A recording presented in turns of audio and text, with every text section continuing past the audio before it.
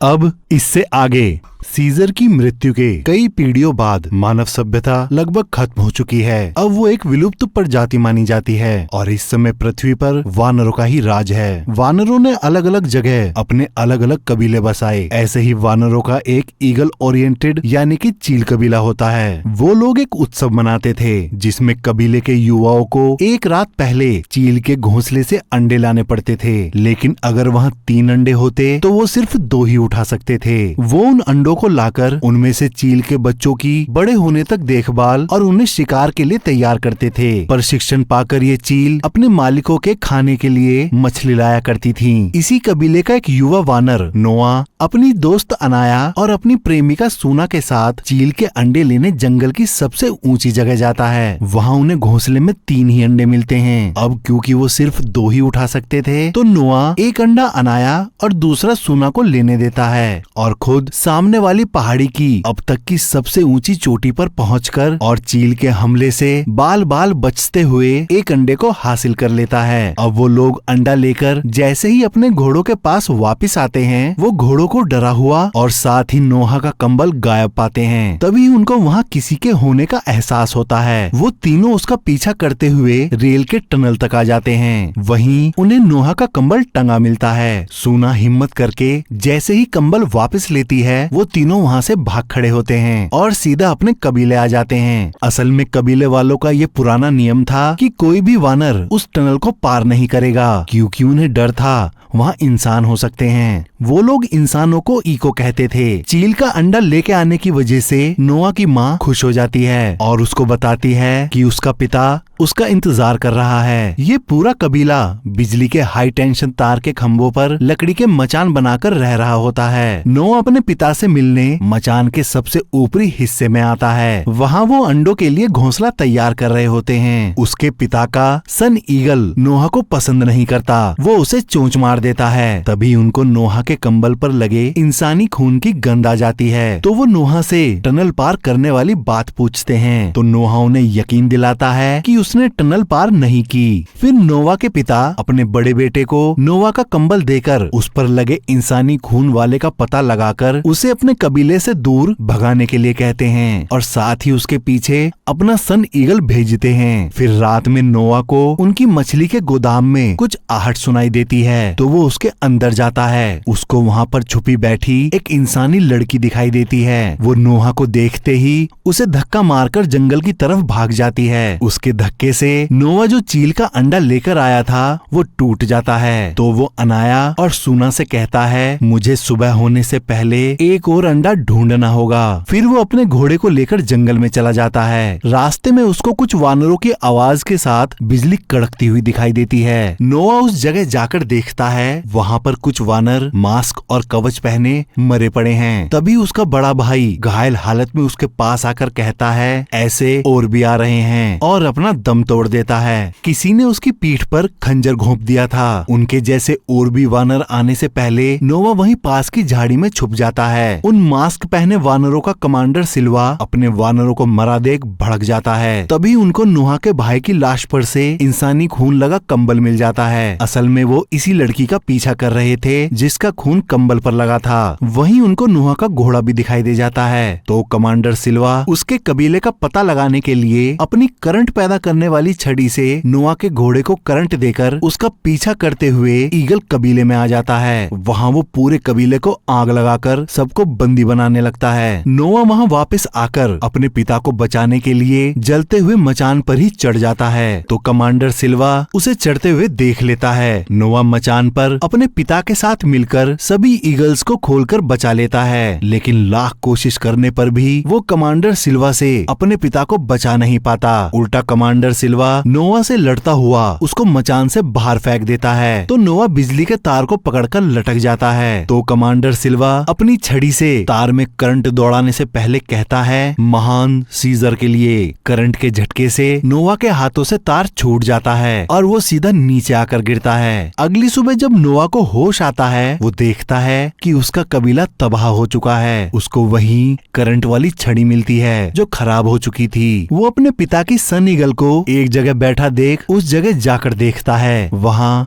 उसके पिता की लाश पड़ी होती है। नोवा अपने दुख, दर्द और बेबसी के साथ रोता हुआ उनकी लाश के पास ही बैठ जाता है। फिर वो उनको दफना कर उन्हीं की कसम खाता हुआ कहता है कि मैं अपने कबीले को ढूंढकर घर वापस लाऊंगा। और फिर अपने पिता की सन ईगल का पीछा करते हुए अपने कबीले वालों को खोजने के लिए जिंदगी में पहली बार टनल को पार करके दूसरी तरफ निकल आता है। वो जगह बिल्डिंगों से भरी पड़ी थी, वहाँ कभी इंसान रहा करते थे। वहीं आगे चलकर उसको उसकी माँ का कंबल मिलता है, लेकिन तूफान आ जाने की वजह से नोआ जंगल में ही आग जलाकर सो जाता है। फिर अगली सुबह जब उसकी आंखें खुलती हैं, तो वो सन ईगल को अपने हाथ पर बुलाने के लिए गाना गाता है, लेकिन सन ईगल उसको पंजा मारकर उड़ जाती है। असल में वो सभी ईगल्स को कंट्रोल करने के लिए ही गानों की धुनों पर ट्रेनिंग दिया करते थे। फिर नोआ उसका पीछा करते हुए घने जंगल में पहुंचता है। वहाँ उसको धुआं दिखाई देता है। वो जैसे ही धुएं की जगह पर पहुंचता है तो सतह कमजोर होने की वजह से वो नीचे गिर जाता है। अब क्योंकि उसके पास करंट वाली छड़ी थी, तो वहाँ पर छुपकर रह रहे एक बेहद ही बुद्धिमान ओरांगुटान उसको मास्क वाला सैनिक समझ बैठता है। तो नोवा उसको अपनी सारी सच्चाई बता देता है। उसका सच जानकर ओरांगुटान अपना नाम राका बताता हुआ कहता है, उन्होंने ही मेरे कबीले को भी तबाह कर दिया और ये चिता मेरे आखिरी साथी की है। अब बस मैं ही बचा हूँ। राका के गले में सीजर की खिड़की वाला लॉकेट होता है। फिर वो नोवा को उसके द्वारा बचाकर रखी किताबों को दिखाकर बताता है, इन सिंबल्स का कुछ मतलब है और हमारे महान सीजर के काल में वानर इनको पढ़ना जानते थे।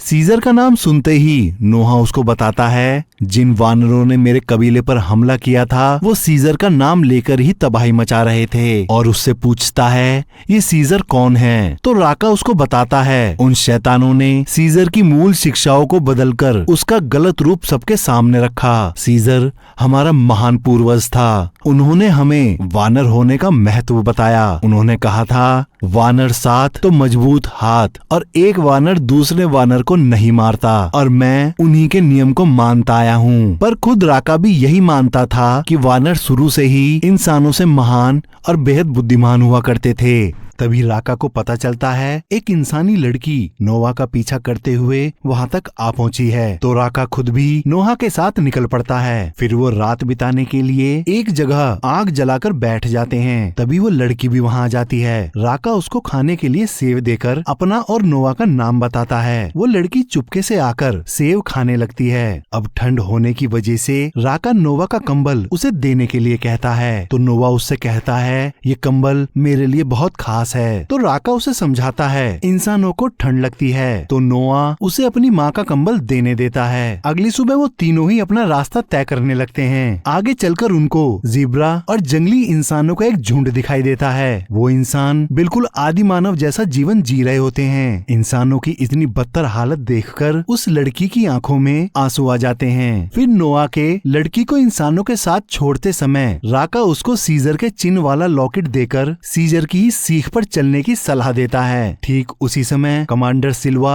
अपने वानर सैनिकों के साथ उन इंसानों पर हमला कर उनको बंदी बनाने लगता है। वो लड़की उससे बचने की बहुत कोशिश करती है। तभी उनके अत्याचारों को देखकर नोआ उस लड़की को बचाने के लिए उसे ढूंढने लगता है। तभी वो लड़की झाड़ियों में से खड़ी होकर नोआ का नाम लेकर उसे आवाज लगाती है। तो नोआ कमांडर सिल्वा से पहले उस लड़की को पकड़ लेता है और राका और उसके साथ वहाँ से निकल जाता है। कमांडर सिल्वा उन्हें देखता रह जाता है। फिर एक जगह रुककर नोवा राका को बड़ी हैरानी से बताता है, ये लड़की बोल सकती है। पर राका उसकी बात पर भरोसा नहीं करता। तभी वो लड़की बोलती है, मेरा नाम मे है। तो राका और नोवा उसे ऐसे देखते हैं जैसे इंसान ने किसी चिंपैंजी को बोलते हुए सुन लिया हो। उन दोनों का मुंह खुला का खुला रह जाता है। तभी वो नोआ को बताती है कि वो जानती है उसका कबीला इस समय कहाँ कैद है। उसी रात नोआ उस करंट वाली छड़ी को ठीक कर लेता है। अगली सुबह में उन्हें लेकर एक उफनती नदी के किनारे पहुंचती है और लकड़ी के बने पुल से उसे पार करने लगती है। लेकिन तभी कमांडर सिल्वा अपने सैनिकों के साथ आकर उनको उसी पुल पर ही घेर लेता है। उनके साथ हाथापाई में पानी में गिर जाती है, लेकिन वो जाल को पकड़ लेती है। तभी राका उसे बचाने के चक्कर में खुद ही नदी के बहाव में फंस जाता है। तभी वो नोआ से कहता है, साथ रहोगे तो जीतोगे। उसी समय कमांडर सिल्वा उसके जाल की रस्सी को काट देता है। राका बहता हुआ नदी के उफान मैदान में समा जाता है। कमांडर सिल्वा नोआ और मे को पकड़कर समुद्री तट पर जंग लगे जहाज पर बसे अपने कैंप में ले आता है। वहाँ नोआ को अलग अलग कबीले से लाए गए वानरों के पास छोड़ दिया जाता है। वहाँ वानर इंसानों द्वारा सदियों पहले बनाए गए परमाणु हमले से बचने के लिए बंकर के दरवाजे पर बारूद के कट्टे लगा रहे होते हैं। साथ ही समुद्र का पानी अंदर ना आए उसके लिए बेड़ा भी बांध रहे होते हैं। तभी नोआ को वहाँ सूना मिल जाती है। फिर वो अपनी माँ से भी मिलता है। वो दोनों रोते हुए एक दूसरे को गले लगा लेते हैं। वहीं दूसरी तरफ मे को एक कमरे में भेज देते हैं। वहाँ मे उसके ही जैसे बोलने वाले एक आदमी से मिलती है जिसका नाम ट्रेवथन होता है। उसने ही करंट देने वाली छड़ी बनाई थी और वो उस कबीले के सरदार प्रॉक्सिमस को इतिहास की किताबें पढ़कर सुनाया करता है। इन्हीं किताबों की वजह से उसको इंसानों के महान कार्यों का पता चला था। तभी प्रॉक्सिमस सबके सामने आकर सीजर की शिक्षाओं का हवाला देते हुए बंकर के दरवाजे को खोलने के लिए दरवाजे को जंजीरों से बांधकर वानरों से खिंचवाता है और फिर बारूद भी जलवाता है, पर दरवाजा जरा भी नहीं हिलता। तो प्रॉक्सिमस कल फिर से कोशिश करने की बात कहकर वहाँ से चला जाता है।